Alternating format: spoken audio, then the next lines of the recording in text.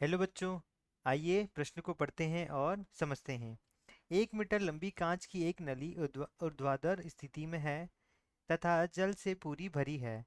जल नीचे से धीरे धीरे टपकता है। यदि कंपन करता हुआ 495 आवृत्ति का एक स्वरित्र नली के ऊपरी सिरे पर लाया जाए तो 0 डिग्री सेल्सियस पर जल के तल की किन किन स्थितियों में अनुनाद होगा। 0 डिग्री सेल्सियस पर ध्वनि की चाल 330 मीटर प्रति सेकंड है। तो बच्चों, प्रश्न में हमें एक मीटर लंबी कांच की नली दी गई है और जल से वह पूरी भरी है।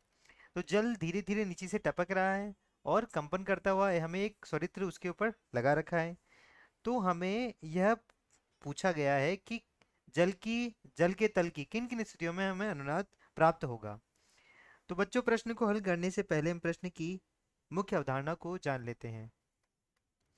इस प्रश्न के लिए हमारी जो मुख्य अवधारणा होगी वह यह होगी कि चूंकि यह एक सिरे से बंद है और पानी धीरे धीरे टपक रहा है, तो यह और जल के कारण यह किसकी तरह, एक बंद आर्गन पाइप की तरह प्रतीत होगा। तो यहाँ जो बंद आर्गन पाइप है, बंद आर्गन पाइप की आवृत्ति, इसकी आवृत्ति तो वह क्या होती है बच्चों, एफ। यदि उसे हम मान लेते तो वह होगी यहाँ पर 2n+1 v बटे 4l होगा।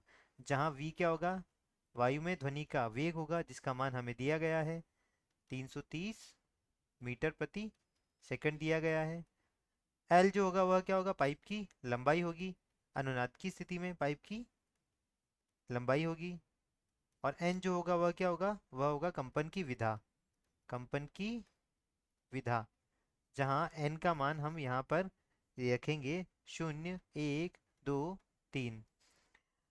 अभी हम प्रश्न की तरफ बढ़ते हैं। तो मान लेते हैं यह हमारा क्या हो गया, 1 मीटर लंबा एक पाइप हो गया जो पूरा जल से भरा है।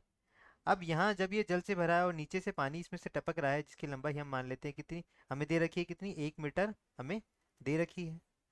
यहाँ एक जो स्वरित्र है वह क्या कर रहा है, कंपन करता हुआ एक आवृत्ति का स्वरित्र यहाँ रख दिया है। स्वरित्र रखा है जिसकी आवृत्ति कितनी है, 495 हर्ट्ज से। तो यहाँ जैसे जैसे पानी खाली होगा तो यहाँ इसका पानी का स्तर क्या होता जाएगा, नीचे आता जाएगा। और यहाँ हमें अनुनाद करने के लिए वायु के कण यहाँ स्वतंत्र होंगे। तो यहाँ अनुनाद के लिए जो लंबाई होगी वह क्या होगी, बढ़ती जाएगी। तो यहाँ से यदि हम देखें इसकी पाइप की जो मूल आवृत्ति होगी, पाइप की मूल आवृत्ति किस तरह से ज्ञात करेंगे, मूल आवृत्ति क्या होगी, वह अनुनादित होनी चाहिए वायु के कणों के साथ। तो मूल आवृत्ति और बंद ऑर्गन पाइप में वह क्या होनी चाहिए, इस आवृत्ति के बराबर होनी चाहिए। तो जहाँ मूल आवृत्ति के लिए n का मान क्या होता है, 0 होता है।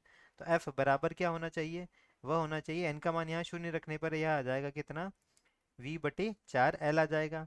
ठीक है।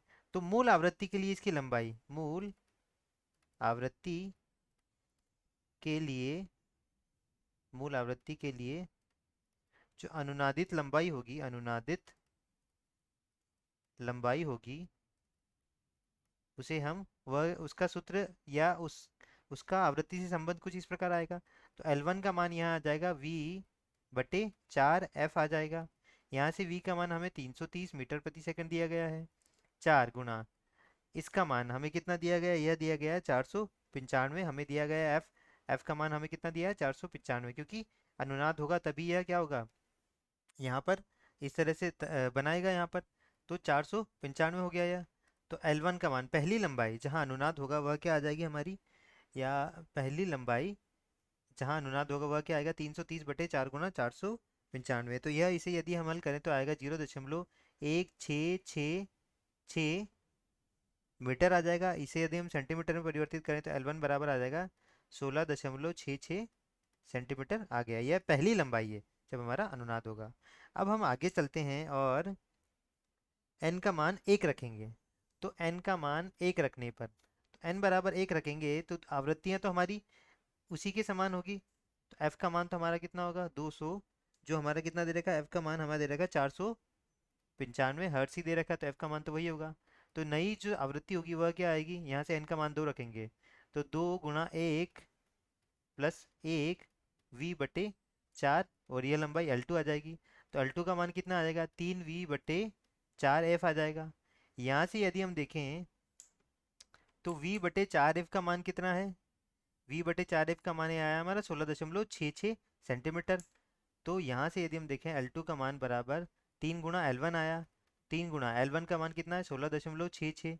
तो यह हमारा लगभग 50 सेंटीमीटर आ जाएगा। तो जो हमारा दूसरा अनुनाद होगा, दूसरा अनुनाद किस लंबाई पे होगा? दूसरा अनुनाद होगा हमारा L2 बराबर 50 सेंटीमीटर पर होगा। अब हम n का मान यहाँ पर 3 रखते हैं। तो बच्चों n का मान 3 रखने पर जो आवृत्ति हमारी समान रहेगी 495 हर्ट्ज, तो f बराबर क्या आ जाएगा? 2 गुणा, यहाँ कितना आ जाएगा? 3 प्लस यहाँ कितना आ जाएगा? यहाँ n का मान हम 2 रखेंगे। n का मान कितना रखेंगे? 2 रखेंगे। तो 2 गुणा 2, या इसे हम दोबारा लिख लेते हैं यहाँ पर। तो n का मान 2 रखने पर यह कितना आ जाएगा?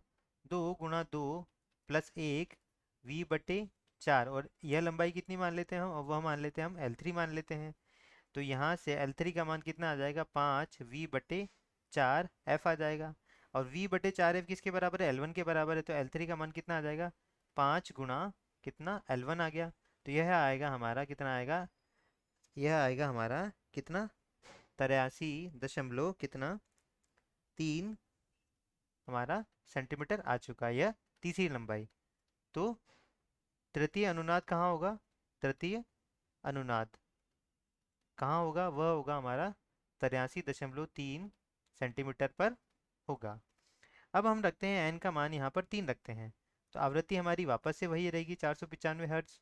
और n का मान 3 रखें तो f बराबर कितना आ जाएगा हमारा? 3 गुणा 2 प्लस 1 v/4। और इस लंबाई को हम L4 मान लेते हैं। तो यहाँ से यदि हम देखें तो L4 का मान कितना आ जाएगा हमारा? यह आ जाएगा 7v/4f आ जाएगा। यहाँ से यदि हम देखें तो L4 चौथी लंबाई कितना है? 7 गुणा v। अब v/L4 का मान किसके बराबर है? L1 के बराबर है। 7 गुणा L1 का मान 16.66। तो यह हमारा आएगा यहाँ से 116.69 सेंटीमीटर आएगा। यहाँ से यदि हम देखें तो यह तो क्या हो गया? यह पाइप की लंबाई से ज़्यादा है। तो यह पाइप की लंबाई से ज़्यादा है। तो यहाँ अनुनाद नहीं होगा। यहाँ क्या नहीं होगा बच्चों? यहाँ अनुनाद नहीं होगा। तो किन लंबाइयों पर अनुनाद अनुनाद होगा? अनुनाद के लिए जो लंबाइयाँ आएगी, अनुनाद के लिए पाइप की जो लंबाइयाँ आएगी वह क्या आ जाएगी? पहली लंबाई आएगी हमारी 16.66 सेंटीमीटर। दूसरी लंबाई आ गई हमारी कितनी? 50 सेंटीमीटर। और तीसरी लंबाई आ जाएगी बच्चों हमारी 83.3 सेंटीमीटर। ये हमारी तीसरी लंबाई आ जाएगी। तो इन लंबाइयों पे क्या होगा बच्चों? अनुनाद होगा। आशा करता हूँ आपको समझ आया होगा। धन्यवाद।